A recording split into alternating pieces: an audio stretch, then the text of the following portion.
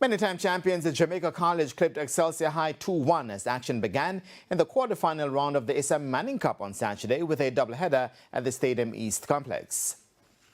Jamoy Dennis netted for the Dark Blues in the 15th minute before Kimarley Scott equalized for the Eagles in first-half stoppage time.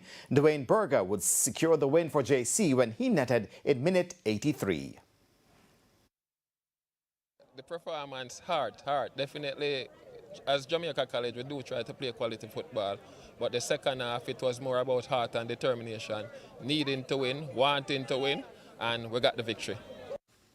In the early game, Charles Smith High defeated two-time beaten finalists Hydel High by a similar scoreline.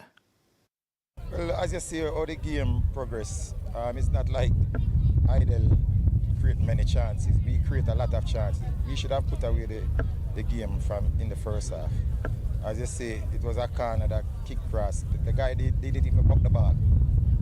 Hear that? And as you can see, second half we come back out. Besides, we miss a penalty, but the guys they show true guts and get the victory.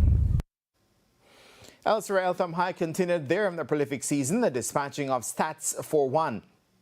Sanatana was the target man for the St. Catherine-based school, netting twice in minutes 20 and 44. Ray McKinley in the 13th and Romeo Reed in minute 42 were the scorers for Eltham. All 3 points, and I mean the youngsters play according to plan today. They play according to instructions, and that's what we want from these youngsters. And in Zone B, Vauxhall shocked Calabar High, defeating them 1-0.